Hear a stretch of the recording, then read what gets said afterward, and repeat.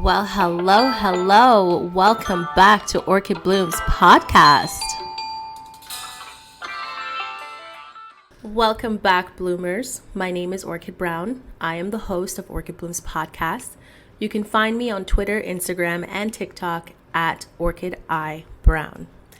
Thank you all for being patient with me as I took a wellness break to take care of my health, finances, and executing my plans for my career choice. It has been challenging, but I am where I need to be right now, emotionally, mentally, and physically, which is why we're going into today's podcast episode talking about the term reset. Reset is a word that defines what I have been focusing on during this summer. Well, starting in spring really, but mostly I took it seriously and fought for this during this summer. So I hope you understand why I have been MIA is due to this word that I have been meditating on and thinking about every single day. Now, every year I pick a word for my life direction and what I want to focus on. This year, the word came late. Usually I have it the beginning. Once January hits, I already know what term I'm going to be using for the rest of the year and focus on that. But this year, it started during the summertime, during spring and summer, and the term is reset. Some of you may not connect with this word, but it's my word, not yours. There are other terms that could be associated with the term reset, such as rehabilitation, restoration, realignment, remodel, reorganization, reconstruction, transformation, regeneration, reestablish, or just plain rework. One of the reasons why reset was so important to me is because I have been neglecting myself. I didn't notice, but I have been neglecting myself. Until this spring that just passed, I found myself questioning, why do I feel stuck? I feel stuck in all areas of my life, and I somehow have lost my direction. Keep in mind, what I was focused on this year, last year, the year before was important. It's just I was so solely focused on that one or two thing that I've just neglected all other areas of my life. And I have produced podcast episode after podcast episode, and each and every podcast episode that I do, I still kind of walk away feeling accomplished doing these podcast episodes, but I felt unfulfilled. But it's not the podcast episodes or the podcast itself that was the problem. It was that I was neglecting myself. I was dissatisfied with the way I was treating myself and not giving myself a schedule to just relax, to just be me, to not be so focused to my detriment. And that is exactly what was happening, and I just did not notice. I thought once I solve these priority items on my list, I will be able to pour into me, finally, myself. But really, it should be the other way around. You should be pouring into yourself first and then working on all the things to make your life comfortable. It turns out these items on my list were going to take a bit more time, and I was already feeling a burnout. I wanted to complete everything all at once, so I could finally have time for me, that freedom of just not having to worry about anything that I need to work on. But everyone knows that in this world, once you relieve yourself of something that you've been working on for so long and you finally accomplish that, something else will pop up, and then your list will continue to grow, and you're wondering, when will you have time for you? Just for you. Creating that schedule for you, going and doing whatever you love to do and not having it feel as though it's a chore. My list of priorities will always be there. Even though I knew this fact, I still kept trying. I still kept trucking along, riding that bicycle until I just completely could not ride that bicycle anymore. It led to me procrastinating. It led me to just not completing things and holding it off and pushing it back all the time because I needed rest. I needed to restart or at least reorganize and start deciding what was more important on that list of priorities. And there was a reason why I had this list of priorities, but I can't do it all. I can't do it all. So I need to learn how to let go of things that I cannot accomplish right now. Yes, it's on the list, but does it really need to be there right now? So I needed to start from scratch, just restart everything, throughout everything that I was doing before, whatever schedule I had, and just restart and make sure that I am the main focus. So I needed to see it, feel it, and embody it, similar to wholeness. But we will talk about that later on in a podcast episode. I asked myself, what was my true purpose in my life? You know how people like to say, oh, what's your purpose in life? Almost like it's a wondering thought. You know, it's so vague. Everyone has a specific purpose in life. Your purpose could be to someone else. Your purpose could be to yourself, to your business, to your mother, your father. You can list how many people, you even have a purpose to the earth. But most people see purpose as what you can do for others. And I understand that we all need to learn to serve others, to contribute to humanity in a positive way. But no one ever truly talks about your purpose to yourself. What is your purpose, your true purpose for you?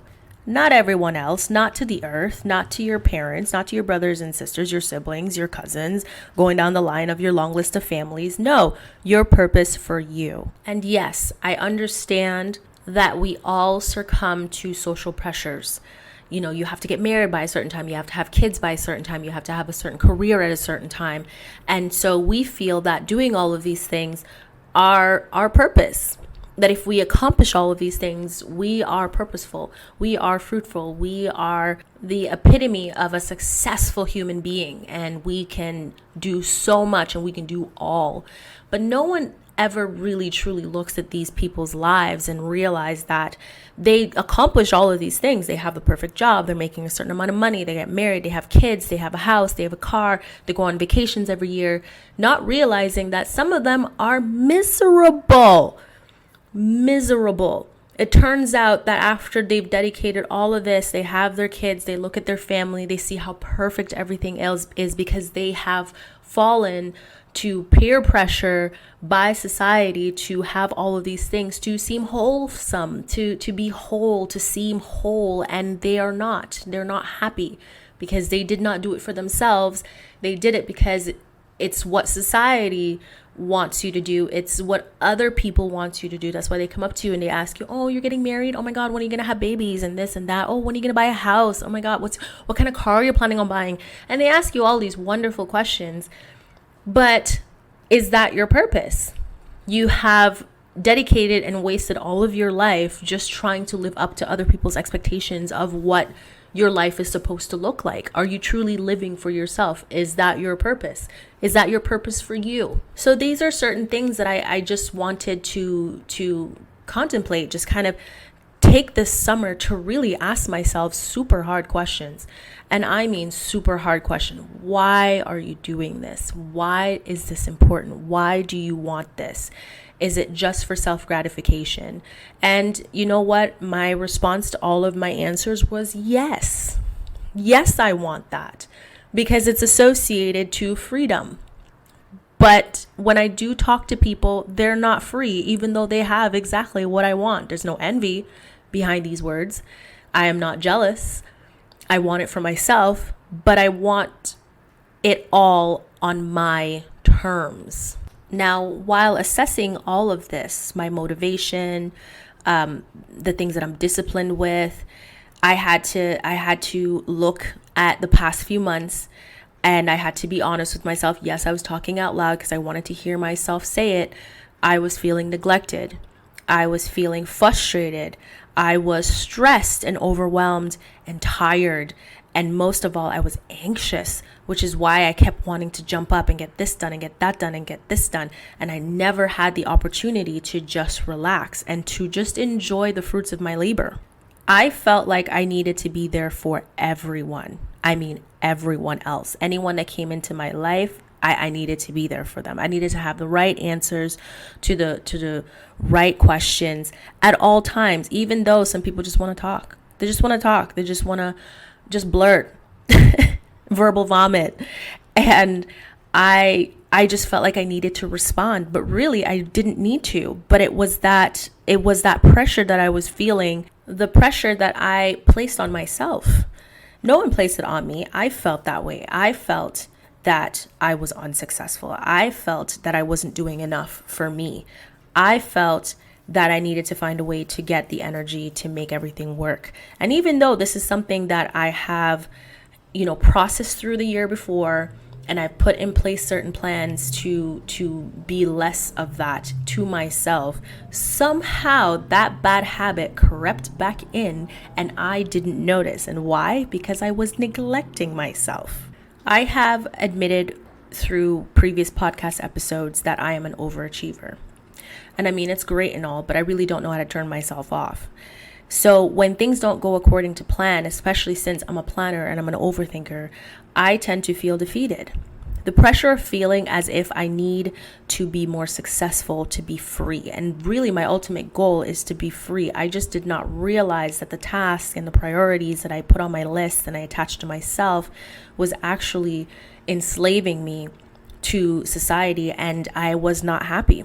I started to experience lack from not accomplishing and reaching my goals. When you make your life so goal-oriented, you tend to make it your world. But the only person and anything that needs to be your world is you. I know it sounds selfish, and trust me, I've met some selfish people in my lifetime, but they seem much happier when they put themselves first. Not saying that you should do that above your family that you have already started, your wife or husband, but just carving out some time in the day for you wouldn't kill you. Everybody else will have needs, and yes, you have made it your sole responsibility to give people what they need, but at what cost? I found myself this summer craving more balance in my life. And yes, I thought I had it, but that was a different season. I need to nourish myself. I needed to feel more purposeful and driven and more content.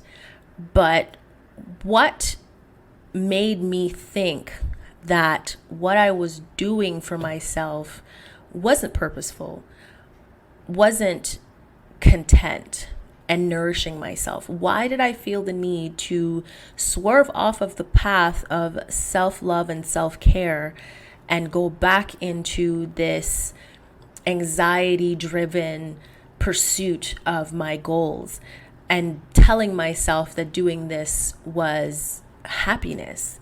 I have no clue how I fell off that wagon and got on to a path that I had already left. I'm telling you, man, bad habits really know how to creep up on you. And that's what I felt happened. A bad habit that I had broken. I'd practiced not doing it or behaving that way or putting myself in that situation. And it was going great for maybe like 3 to 6 months. And then all of a sudden, I just swerved right back on my old path and didn't notice. As I was taking a look at my life, I realized, or I reminded myself, that I was a firm believer of personal growth, self-love, self-care, building the right mindset, character, and being intentional with all things in my life, while also trying to make it simpler. Sounds like a lot, but it really isn't. If you have the right foundation, it is easy. It would not be work. But now I have fallen off. So how do I realign?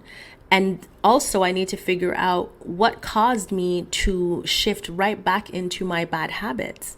That was something I really needed to focus on this summer. Now, if you don't know the root cause that brought you back to that bad place, you will always make that mistake going forward. And this is something that I know deep down. So I needed to figure it out. I started my exploration by listing what would make me happy and what would bring me into a place of peace. So I focused on reflection. Reflection might be a term for someone else out there in the world for this year. Everyone has a word that they focus on. I know that the guy that I usually pick up my island food from, his focus this season is focus. And I thought, that's a broad word to use. And he says, yes, I'm focused. But I digressed. So I had to ask myself, am I anywhere near feeling peaceful? Peaceful. What is my current situation? I had to be honest for this to work. Am I on the path, the right path, to truly feeling at peace? I noticed that I was busy. My checklist was long and kept growing. I was drowning and I couldn't catch a break. I created a list of what I do daily for me and came up short. I did nothing for me, nothing that I liked. I just kept thinking my life is really sad. I even asked myself, do I spend time with people who I really want to be around? The answer is no. Now I have no balance. That sucks. We are coming out of COVID and we feel rushed, pressed to catch up and get things done. We need to be right on track. But even though we were in isolation, we were stressed, pressed, and in need of rest. We constantly have that resting bitch face mode on all the time. We go to the grocery store, resting bitch face. We get into the car to go to work, resting bitch face. We come home and we're eating food, resting bitch face. That was the mode that we have been in since we got out of COVID. We were angry. Relationships ended. People died. Once the economy opened up, we hit the ground running. No one took the time to heal from that trauma. And yes, it was trauma. COVID was traumatizing. I asked myself, did I do anything to heal from that? The answer is no. Again, no. Man, did I neglect myself in all areas. And I think the worst part about it is we got out of COVID, we hit the ground running, and we're still dealing with financial problems. You go on TikTok, you go on social media, people are talking about some of their experiences. You talk to friends and family, they're struggling financially. Everyone's trying to catch up. People just wish they could catch a break, but they can't. They can't even enjoy their vacation. They can't enjoy just a moment to sit and eat with their family. It's something is always coming up. There's always a problem. Something's always on your mind. And we're re-traumatizing ourselves all over again. After my reflection, I had to create a new priority list. And honestly, because I've done priority list almost every season and it changes as I check things off the list, I felt like, okay, do I really need to do another priority list? Like I already know where I'm going. But in order for me to take my mind off things, having priority list is quite helpful. The only issue that I have with my priority list is the fact that I am not number one on that list. So if you are not a list person and you would like to be a bit more organized, part of the reset term, it would be wise to have a priority list and just write it down. But make sure yourself is at number one, something that I did not do, because everything else seems so much more important. Even if you could put yourself as number one on your priority list, how would you start? And that was the issue that I was having, because I wrote myself as number one on my priority list and I stared at that list for hours. So I decided to start with the basics, something very simple that's cost effective, because I could easily put on my list a priority for me traveling. But unfortunately, putting myself in debt is not something that I'm really comfortable with, because it's already on my priority list to decrease my debt. So why would I put myself in a situation where I'm focusing on me and I require that kind of money? I know a lot of people are comfortable with putting their trips on their credit card or blowing their savings on traveling. And that's great and all, but then you go on your vacation, you enjoy yourself for a week or two, and then you come back to stress about your rent. You stress about your car payments. And then you also have to stress about the debt that you incurred while on that vacation. And so, is that really good for me? So I had to go a route that did not cost me any money.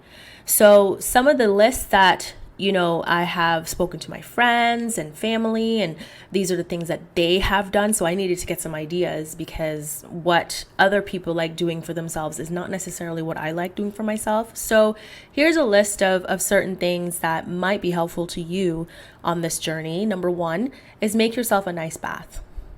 Number 2, cook for yourself a nice, delicious meal. Number 3, meditation. Oh God, yes, I need to get back into meditation. Number 4, have a venting session, drinking session evening with your friends. Number 5, go out to lounge or a club, dress fabulous and dance till you can't walk. And you know what? I did do that. It wasn't fun. So I don't know if I'd add that to my list. Not that the party wasn't fun, but trying to walk to my car after dancing in those uncomfortable shoes was not the highlight of my evening. It hurt. And number 6, exercise. I have a friend who loves the gym. She works a lot. But whenever she's not at work, she's at the gym and she's working out, and she just loves it. If she's not going for a long bike ride, she's at the gym pumping weights, and she just loves it. It's like the one thing she does for herself that she's so proud of.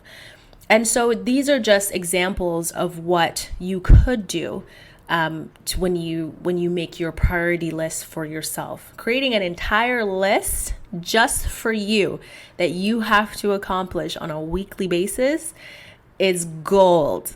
So I created a priority list just for myself. What makes me happy?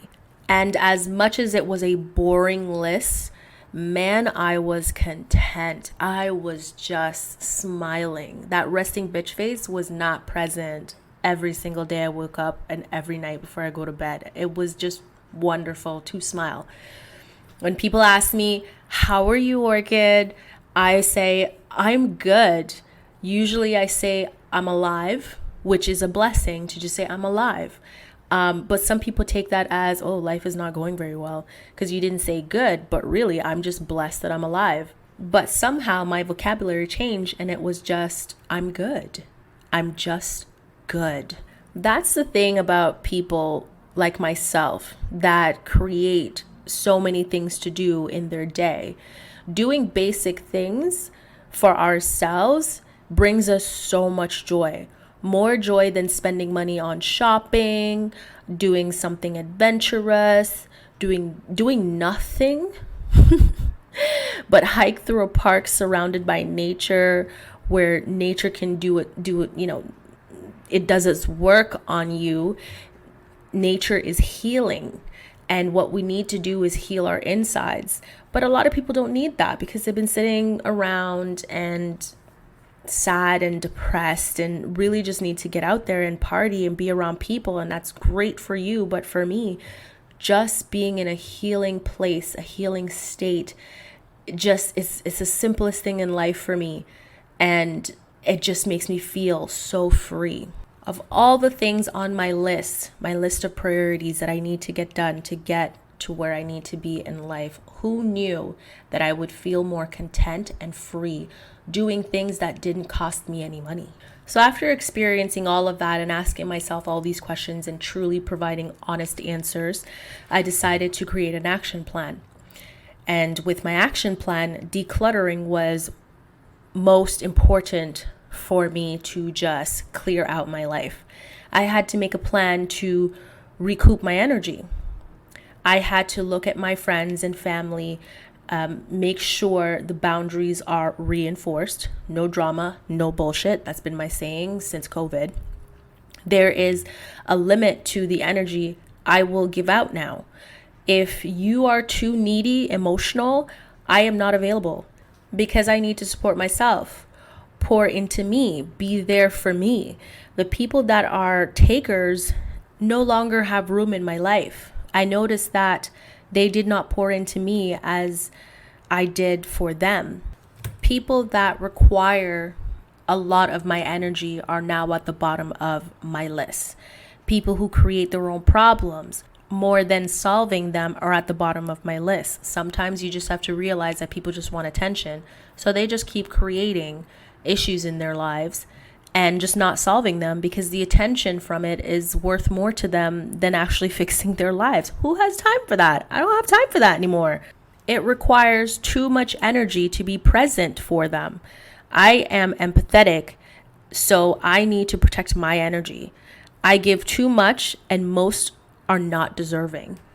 So now once I started categorizing family and friends, I started decluttering my home, starting with the closet, the furniture that must go, what to replace. Those were the two major things in my action plan that I needed to focus on, and that is what I did. I started with family and friends, decluttering that.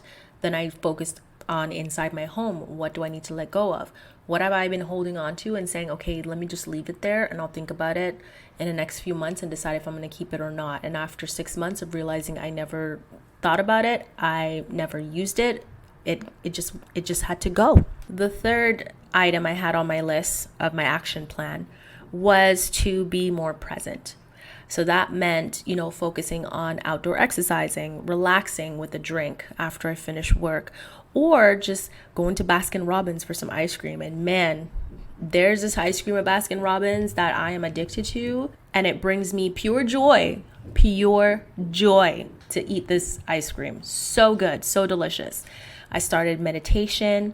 I started reconnecting spiritually every day, be present, get some sun, breathe, because sometimes we forget to breathe.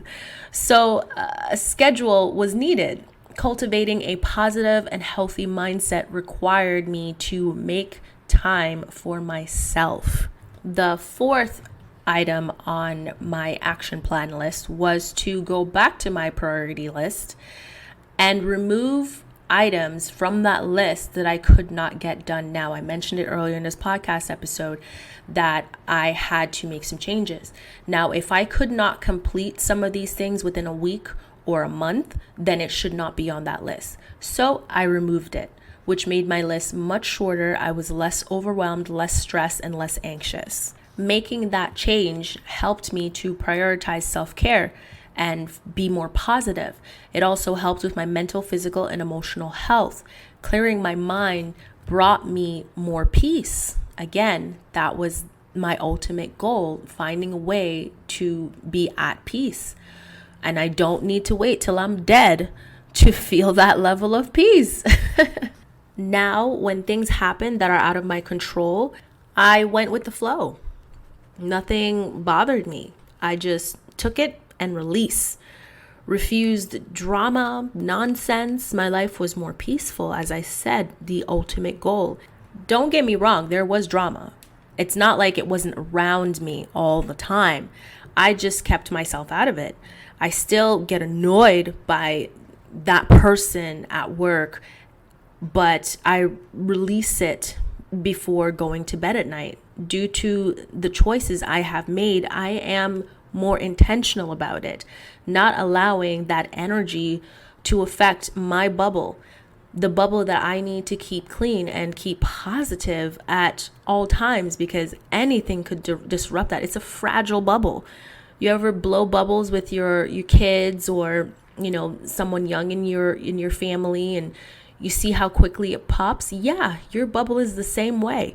So I had to remember, not even remind myself, but remember that my bubble is fragile and it needs to be maintained. And I need to make sure that it stays perfectly round and perfect in positivity at all times. So a part of my reset, or a category of my reset, was also remodeling my life. And some of these areas were mental, physical, emotional, motivational, and most importantly, my energy. So I've listed some of the things that I did to help assist in some of those areas. I also came to the conclusion that while I was not healed or not healing, I was stuck in my brokenness. My negative thoughts and talks, I was demeaning myself. And I am not sure if I did it to others, but if I have always tried to correct that. Due to some of these behaviors, I realized that I was unhealed. And so I had to reflect and admit that I was not whole. We all know the saying, hurt people hurt people. So I had an issue with wholeness. I was not feeling whole. I was broken in some areas, and I needed to figure out a way to repair that and heal properly. Now we are transitioning the topic from reset to wholeness, because that was the area that I was struggling in, is that I wasn't whole. If I'm on heal, it means that I'm on whole, that there's certain parts of me that is broken that I needed to work on. And so when I looked up the definition of wholeness, it meant the state of forming a complete and harmonized whole, which means unity.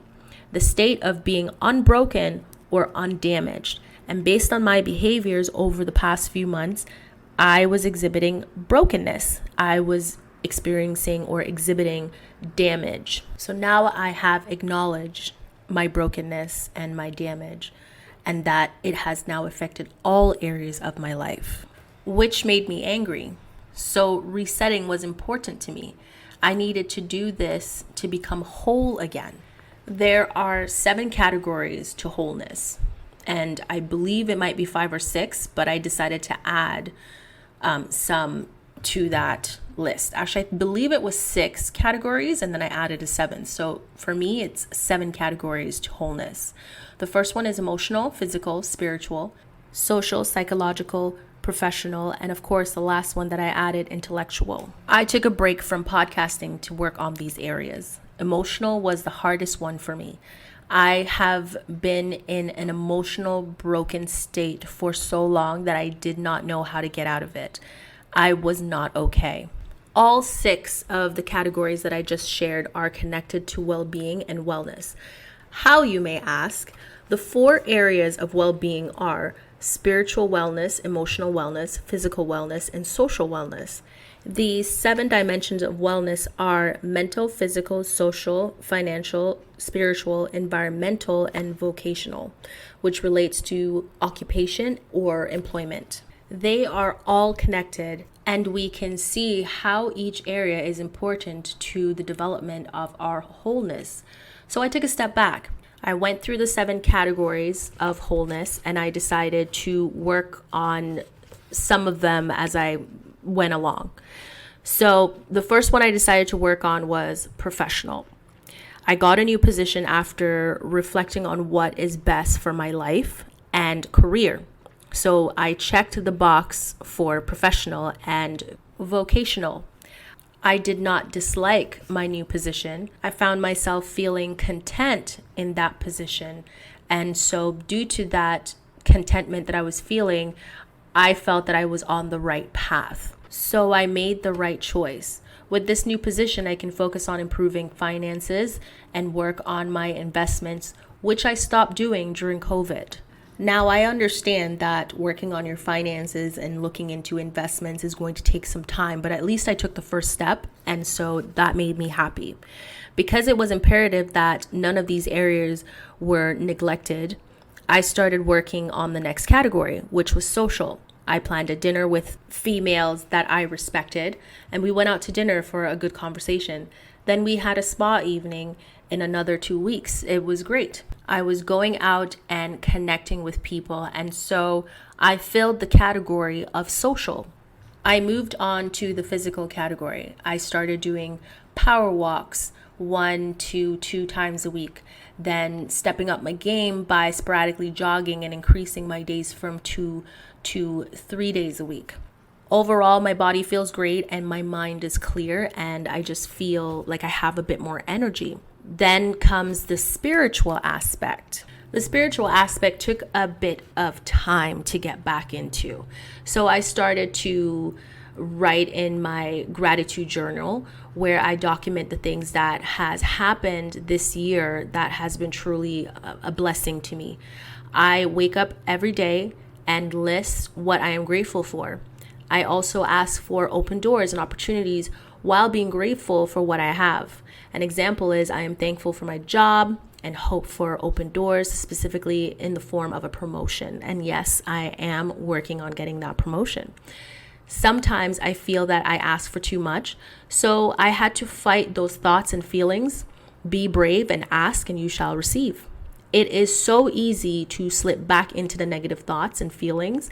And one way of doing that is telling myself, oh, you're asking for too much. That's a negative thing to tell yourself. Why can't you want more? Telling yourself you may not deserve it is a negative thought. But I will continue to say it until I believe it, or at least until it happens. Manifestation, baby. Psychological is where I focused on my mental health. Mental health has similar components to wholeness, which I have been working on. Mental health isn't a quick fix. It needs constant watering. You will need to check in on yourself daily, listen to your own voice and feelings. Trust your intuition. That doesn't happen overnight. It is constant maintenance. You have to live and breathe for yourself, not others. The five components of psychological are physical, emotional, mental, intellectual, financial, and social. Just as I said, it's quite similar to wholeness.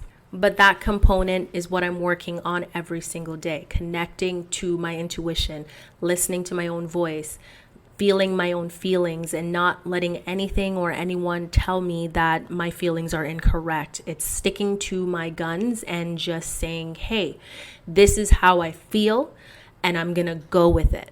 Intellectual is the ability to acquire and apply knowledge or skills. Well, knowledge and skills. Let's not say or. Both are important to success. A lot of people believe you need to be the smartest in the room, to be intelligent. That is not the case. Some people are book smart and others are street smart. And I discussed this in a previous podcast episode. There are opportunities in this world for both types of people. I am a street smart person. I learn from doing. I can read a book and learn, but if I can't apply it to my life, then the information is useless to me. One of the reasons I like doing podcasting is that I can research, learn, and apply my experiences to the topic. I am learning. And with that, I learn about myself. What works for me does not work for everyone. I have met people who go above and beyond to be the smartest person in the room. I have always felt bad for them because their insecurities are showing. They are very knowledgeable about the topic until you throw them a curveball that only experience can explain, and then they become stuck. They become a shell of themselves. They become angry, thinking, how dare you embarrass me? Some people handle it better than most, but they never forget. They are validated by being the smartest in the room. And while they are so focused on this, all the other areas of their lives is in lack. Intelligence isn't loud. Having someone know this fact about you doesn't validate a person when it comes to intelligence. They are emotionally, physically, and mentally secure. That is the definition of an intelligent person.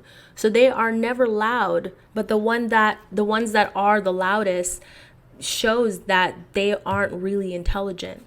Being proficient at something requires practice and experience. You cannot just read a book and know it all. Life doesn't work like that. Having the best of both worlds, book smart and street smart, is a benefit, and I strive for that. But in this situation, when it comes to working on the intelligence factor, like I said a little bit earlier, doing this podcast does do that for me. And so I had to get back into podcasting with this specific episode to start working on the intelligent component again. Now, emotional. I had mentioned before that this was very difficult for me. This is an area that I struggle in, and it is the root cause for my own problems in my life. Either I lack emotions or I have an abundance of it.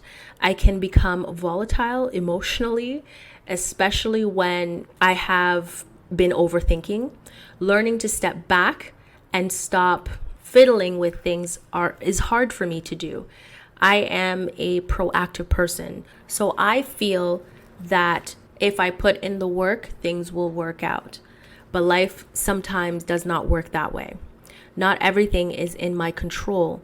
So it requires a lot of willpower to stop, take a breath, relax, and do nothing. It is like torture for me, which helped me to understand that I have a problem. The root of my problem needs to be identified for emotional intelligence to be fostered in my life. This is a work in progress that I will go over in an individual podcast episode because emotional intelligence require all the attention in the world. So stay tuned. So in conclusion, if you are feeling stuck, I would advise that you take into consideration these 7 components of wholeness and truly work on each individual component or category to see how you can improve your life, especially if you feel stuck. We can run around, we can do everything we can work on our priority list, we can do all of these things, but if we are not in balance in all areas of our lives, or all of these components specifically, then we will always be stuck. Every effort that we put out there will come back as null. So if you are on a similar journey as I am to reset or transform your life, I wish you luck. And I hope that you know you are not alone, that you can do this, and your life will be better for you. Thank you for supporting the Orchid Blooms podcast. Please subscribe, follow, rate, and leave a review on Podbean Podcast. We also have social media pages, so subscribe and follow Orchid Blooms YouTube channel, The Ambitious Obsession Network on Facebook, at The Ambitious Obs on Twitter, at The Ambitious Net on Instagram. Don't forget to share your favorite podcast episode with your family and your friends, and I hope you have a splendid day.